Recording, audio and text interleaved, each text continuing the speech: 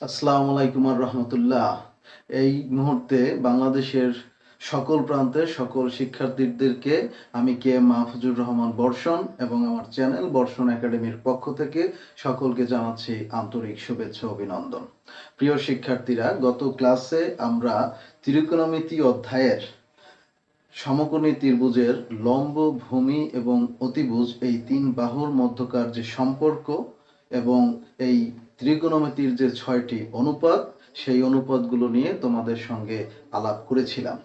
আজকে এই এসএসসি ত্রিকোণমিতি অধ্যায় থেকে যে সকল গাণিতিক সমস্যার সমাধান করতে হয় আর এজন্য যে যে সূত্রের বা অভেদাবলীর জানতে হয়, সেই সূত্র এবং অভেদাবলী নিয়ে আজকে তোমাদের সঙ্গে আলাপ করতে চাচ্ছি। প্রিয় শিক্ষার্থীরা, খেয়াল করো, আমরা ইতিমধ্যেই জানতে পেরেছি যে এই ত্রিকোণমিতির আলোচনাটা হয়েছে সমকোণী ত্রিভুজকে কেন্দ্র করে। আর এই এই অধ্যায়ের ম্যাথ করতে যে সূত্রগুলো আমাদের প্রয়োজন, সেই সূত্রগুলো এই সমকোণী ত্রিভুজ থেকেই কিন্তু আসছে।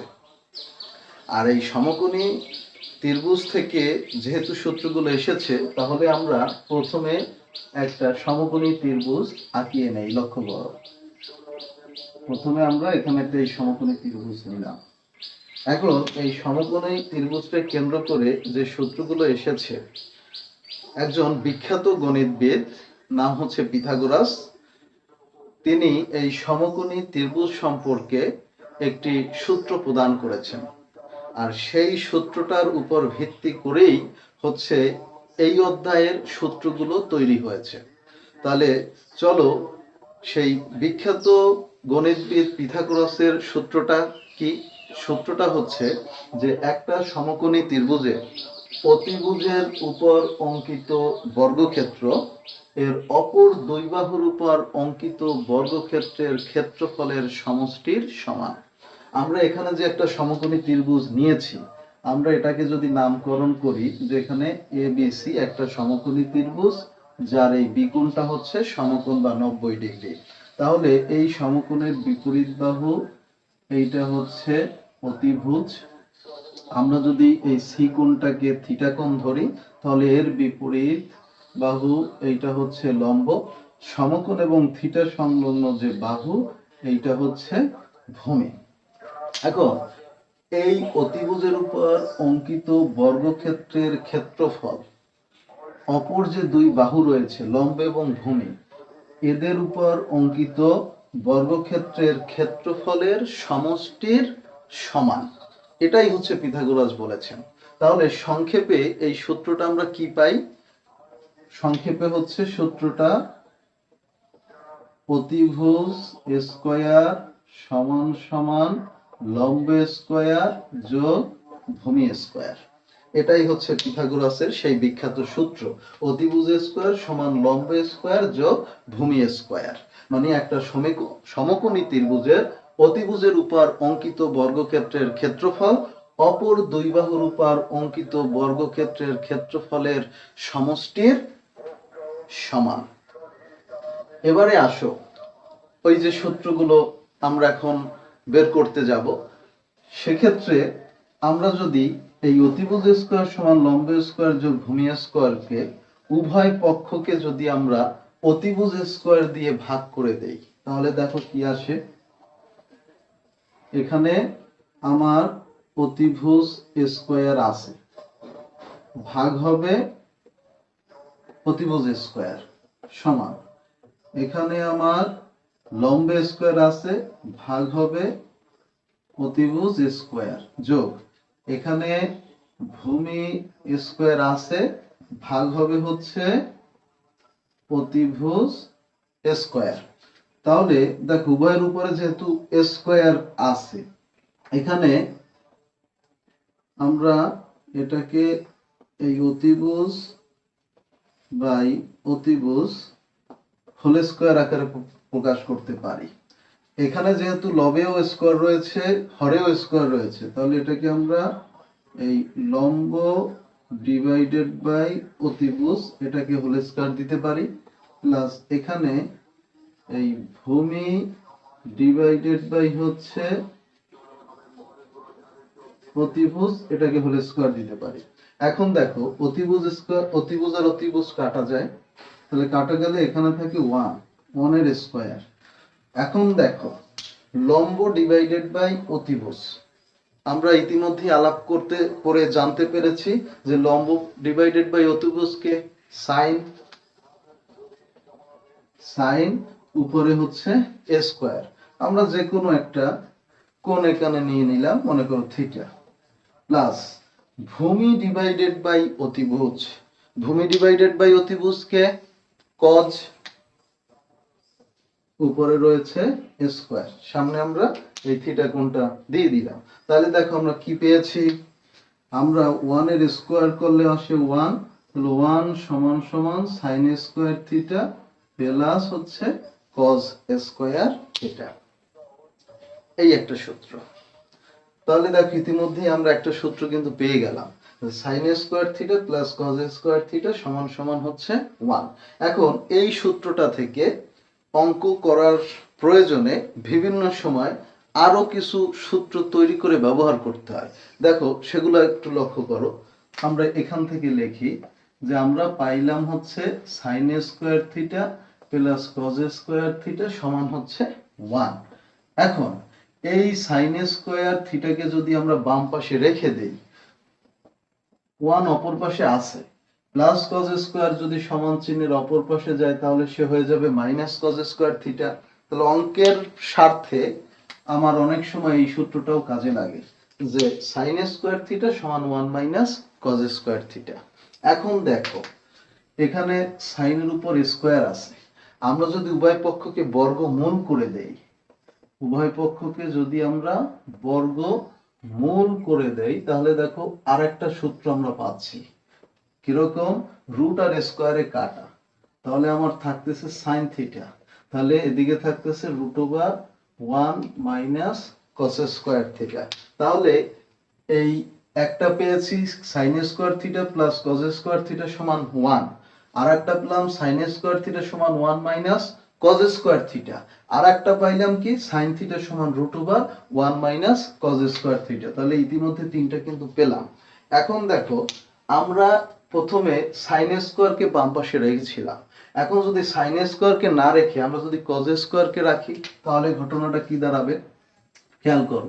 এখানে যদি আমরা এই কজ স্কয়ার থিটাকে বাম পাশে রাখি, অপর পাশে আমার 1 আছে, প্লাস সাইন স্কয়ারকে অপর পাশে নিলে মাইনাস সাইন স্কয়ার, তাহলে এটাও কিন্তু একটা সূত্র হিসাবে ব্যবহৃত হবে, কজ স্কয়ার থিটা সমান 1 মাইনাস সাইন স্কয়ার থিটা। এখন দেখো কজের উপরে স্কয়ার আছে, এখন এই স্কয়ারটাকে ভ্যানিশ করার জন্য উভয় পক্ষকে আমরা বর্গমূল করতে পারি। তাহলে যদি বর্গমূল করে দাও, এই root over cos square theta সমান root over 1 minus sine square theta, root স্কয়ারে কাটা, তাহলে cos থিটা আমরা সমান পাচ্ছি root over 1 minus sine square theta. তাহলে দেখো একটা সূত্র থেকে একটা, দুইটা, তিনটা, চারটা, এই পাঁচটা সূত্র কিন্তু তৈরি হয়ে গেল। এই পাঁচটা সূত্রই কিন্তু বিভিন্ন সময় অঙ্ক করার প্রয়োজনে আমাদের ব্যবহার করতে হবে। তাহলে আমরা একটা কিন্তু পেয়েছি যে উভয় পক্ষ, পিথাগোরাসের সূত্রটাকে উভয় পক্ষে অতিভুজ স্কয়ার দিয়ে ভাগ করে আমরা পেয়েছিলাম sign square theta plus cos square theta সমান হচ্ছে 1। এবারে দেখো আমরা পিথাগোরাসের সূত্রটা আরেকবার লিখি, অতিভুজ স্কয়ার সমান লম্ব স্কয়ার যোগ হচ্ছে ভূমি স্কয়ার।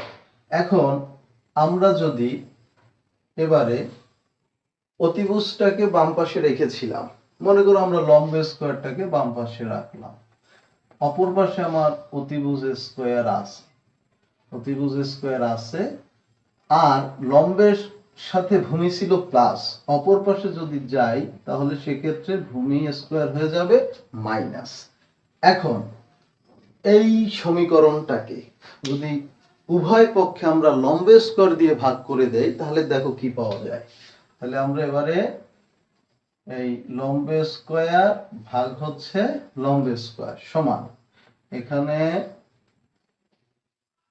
অতিভুজ স্কয়ার ভাগ হচ্ছে লম্ব স্কোয়ার মাইনাস ভূমি স্কোয়ার ডিভাইডেড বাই হচ্ছে লম্ব স্কোয়ার।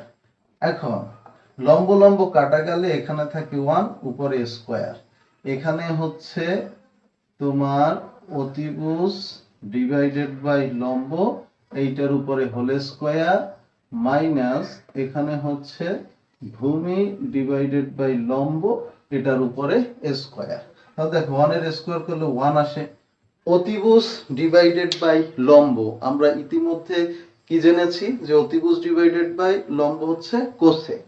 তাহলে এটা হচ্ছে কোসেক, এই উপরে আছে স্কোয়ার থিটা মাইনাস ভূমি ডিভাইডেড বাই লম্ব আমরা পেয়েছি হচ্ছে কট, এই কট উপরে স্কোয়ার এই থিটা। তাহলে দেখো এখানে কিন্তু আরেকটা সূত্র বা অভেদ আমরা পেয়ে গেলাম, সেটা হচ্ছে cosec square theta minus cot square theta সমান হচ্ছে 1। এখন এই সূত্রটা থেকে আরো কয়েকটা সূত্র কিন্তু আমরা পাই। কিরকম লক্ষ্য করো, আমরা যদি কোসেক স্কোয়ার থিটাকে একটা পাশে রেখে দেই, অপর পাশে আমার 1 আছে, কোসেকের সাথে কট হচ্ছে মাইনাস, যখন অপর পাশে যাবে তখন সে হয়ে যাবে হচ্ছে প্লাস। তাহলে আমরা পাচ্ছি কোসেক স্কোয়ার থিটা সমান 1 প্লাস কট স্কোয়ার থিটা। এখন আমরা যদি এই যেহেতু কোসেকের উপরে স্কোয়ার রয়েছে, একে যদি আমরা বর্গমূল করে দেই, তাহলে একে যদি আমরা এই যদি উভয় পক্ষে আমরা যদি বর্গমূল করে দেই, তাহলে বিষয়টা কি দাঁড়ায় যে রুট স্কোয়ারে কাটা, তাহলে কোসেক থিটা সমান √1 প্লাস কট স্কোয়ার থিটা। এখন লক্ষ্য করো, আমরা যদি কোসেক স্কোয়ারকে বাম পাশে না রেখে আমরা যদি কট স্কোয়ারকে রাখি, তাহলে সেক্ষেত্রে কি পাওয়া যায় দেখো, যদি আমরা এখানে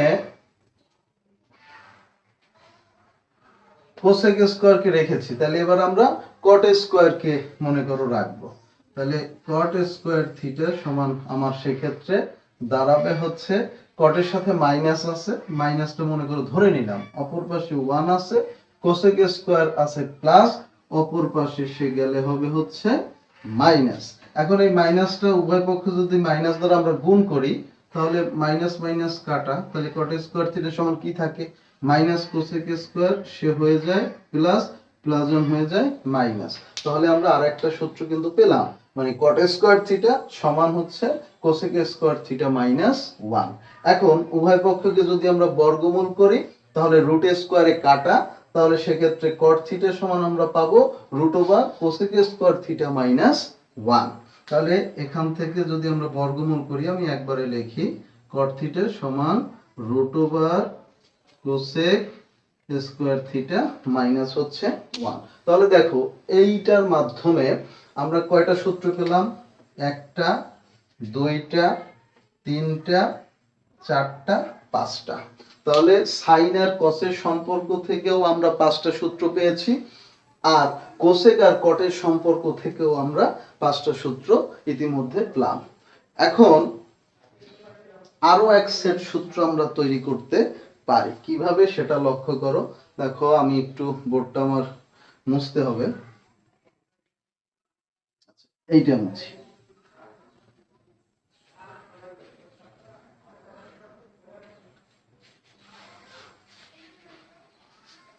দেখো অতিভুজ স্কোয়ার সমান হচ্ছে লম্ব স্কোয়ার প্লাস ভূমি স্কোয়ার। এবারে যদি আমরা ভূমি স্কোয়ারটাকে একটা পাশে রাখি, দেখো যদি আমরা ভূমি স্কোয়ারটাকে একটা পাশে রাখি, অপর পাশে আমার অতিভুজ স্কোয়ার আছে, এই অতিভুজ স্কোয়ার ভূমির সাথে লম্ব ছিল প্লাস, অপর পাশে যদি আমরা নিয়ে যাই তখন লম্ব স্কোয়ার হয়ে যাবে মাইনাস। এখন উভয় পক্ষে যদি আমি ভূমি স্কোয়ার দিয়ে ভাগ করে দেই, তাহলে দেখো বিষয়টা কি দাঁড়ায়, এই ভূমি স্কোয়ার ভাগ হচ্ছে ভূমি স্কোয়ার সমান এদিকে অতিভুজ স্কোয়ার ভাগ হচ্ছে ভূমি স্কোয়ার মাইনাস এখানে লম্ব স্কোয়ার ভাগ হচ্ছে ভূমি স্কোয়ার। তাহলে এদিকে ভূমি ভূমি কাটা, থাকে 1 এর উপরে স্কোয়ার, এখানে দেখো অতিভুজ বাই ভূমি হোল স্কোয়ার, তাহলে অতিভুজ বাই ভূমিকে আমরা ইতিমধ্যেই পূর্বের ক্লাসে জানতে পেরেছিলাম যে ভূমি ডিভাইডেড বাই অতিভুজ হচ্ছে কজ, আর অতিভুজ ডিভাইডেড বাই ভূমি হচ্ছে সেক। তাহলে আমরা একবারে লিখে ফেলি যে অতিভুজ বাই সেক, আর এই হচ্ছে স্কয়ার থিটা মাইনাস লম্ব ডিভাইডেড বাই ভূমি সমান আমরা কি পেয়েছিলাম, ট্যান, আর উপরে আছে স্কয়ার। তাহলে দেখো এই একটা সম্পর্ক কিন্তু আমরা পেয়েছি সেক এবং ট্যানের মধ্যে। Sec square theta minus tan square theta সমান হচ্ছে 1, কারণ 1 এর স্কয়ার করলে 1 আসবে। তাহলে 1 সমান sec square theta minus tan square theta. এই সূত্রটা থেকে দেখো আরো কয়েকটা সূত্র তৈরি হয়। কিরকম, আমরা যদি সেক স্কয়ার থিটাকে একটা পাশে রাখি, অপর পাশে 1 আছে, সেকের সাথে ট্যান স্কয়ার ছিল মাইনাস, অপর পাশে যদি আমরা নিয়ে যাই তখন সে হয়ে যাবে প্লাস। তাহলে এই একটা সূত্র পাচ্ছি যে সেক স্কয়ার থিটা সমান 1 প্লাস ট্যান স্কয়ার থিটা। এরপরে দেখো এই সেক স্কয়ার আছে, যদি উভয় পক্ষে বর্গমূল করি তাহলে সেক স্কয়ার থিটা বর্গমূল, এদিকে বর্গমূল হচ্ছে 1 প্লাস ট্যান স্কয়ার থিটা। তাহলে রুট স্কয়ারে কাটা, সেক থিটা সমান আমার দাঁড়াচ্ছে root over 1 plus tan square theta. এই একটা সম্পর্ক পেলাম যে সেক থিটা সমান root over 1 plus tan square theta. এর আগে আমরা সেককে বাম পাশে রেখেছিলাম, এখন যদি আমরা ট্যানকে বাম পাশে রাখি তাহলে কি দাঁড়াবে, মনে করো মাইনাস ট্যান স্কয়ার এক পাশে রয়েছে সমান, অপর পাশে আমার হচ্ছে 1 রয়েছে, ট্যানের সাথে সেক ছিল প্লাস, অপর পাশে গেলে সে হয়ে যাবে হচ্ছে মাইনাস। এখন আমরা এই মাইনাস ট্যান স্কয়ার তো রাখবো না, একে প্লাস বানাবো। এজন্য কি করতে হবে, উভয় পক্ষকে -1 দ্বারা গুণ করলে মাইনাসে মাইনাসে প্লাস, তাহলে ট্যান স্কয়ার থিটা সমান, এদিকে মাইনাসটা প্লাস হবে, প্লাসটা মাইনাস হবে, তাহলে এই সেক স্কয়ার থিটা হবে প্লাস, প্লাস 1 হয়ে যাবে মাইনাস। তাহলে এই আর একটা সম্পর্ক কিন্তু পেলাম, ট্যান স্কয়ার থিটা সমান সেক স্কয়ার থিটা মাইনাস 1। এখন এই ট্যান স্কয়ারকে স্কয়ার ভ্যানিশ করার জন্য আমরা যদি উভয় পক্ষে আবার বর্গমূল করি তাহলে দেখো আরেকটা সূত্র তৈরি হয়, রুট স্কয়ারে কাটা, তার মানে ট্যান থিটা সমান root over sec square theta minus 1। তাহলে তিনটা সূত্র থেকে আমরা 5টা করে 3 5 15টা সূত্র বা অভেদ কিন্তু এখানে পেলাম, যেগুলো আমাদের অঙ্ক করার সময় বিভিন্ন সময়ে ব্যবহার করতে হবে। দেখো একটা হচ্ছে sine square theta plus cos square theta 1, এখান থেকে আরো 4টা আসছে। আরেকটা হচ্ছে cosec square theta minus cot square theta সমান 1, এটা থেকে আরো 4টা আসছে। আবার sec square theta minus tan square theta সমান 1, এখান থেকে আরো 4টা সূত্র বা অভেদ এসেছে, যেগুলো আমার অঙ্ক করার সময় বিভিন্ন সময় কাজে লাগবে। প্রিয় শিক্ষার্থীরা, গতকালকে আমার এক স্টুডেন্ট, অফলাইন ব্যাচের এক স্টুডেন্ট, সে আমার কাছে জানতে চেয়েছে যে স্যার পড়ার টেবিলে যখন বসি তখন পড়তে গেলে তো ঘুম আসে, তাহলে তখন পড়াটা তো আর রেডি করতে পারি না অনেক সময়, আর রোজের পড়াটাও রোজ শেষ করতে পারি না, এইটা দিয়ে কিভাবে পরিত্রাণ পেতে পারি। এরকম হয়তোবা অনেক শিক্ষার্থীদের রয়েছে যারা পড়তে বসলে তখন ঘুম আসে, ঘুম পায়, পড়াটা আর পুরোপুরি রেডি করতে পারো না, সিলেবাসটা শেষ করতে পারো না। তাদের উদ্দেশ্যে বলছি যে এই ছাত্র জীবনে ঘুম জিনিসটা তোমাদের যথেষ্ট প্যারা দেবে। এই ঘুমডারে পড়ার সময় বলতে হইবে ঘুম তুই বিদায় হ, এটার কোনো বিকল্প নাই। পড়ার টেবিলে অনেক সময় শারীরিক অলসতা আসতেই পারে, একটু ঘুম পাবে বা পেতে পারে, কিন্তু এই ঘুমটাকে পড়াটা রেডি করার জন্য, জীবনে ভালো স্টুডেন্ট হওয়ার জন্য, ভালো ভালো ইউনিভার্সিটিতে চান্স পাওয়ার জন্য, ভালো ভালো কলেজে চান্স পাওয়ার জন্য, নিজেকে একজন যোগ্য নাগরিক হিসাবে তৈরি করার জন্য, নিজেকে পড়ালেখায় জ্ঞানে সমৃদ্ধ করার জন্য অবশ্যই পড়ার টেবিলে যখন ঘুম আসবে তাকে তোমার ওভারকাম করতেই হবে। পড়ার টেবিলে ঘুম আসলো, আসতেই পারে, গিয়ে বেসিনে গিয়ে তুমি একটু পানি চোখের মধ্যে ছিটাই দেবা, তখন দেখবা ঘুমটা কিন্তু কেটে গেছে, আবার এসে আবার পড়ার টেবিলে বসবা, আবার পুনরায় পড়া শুরু করবা।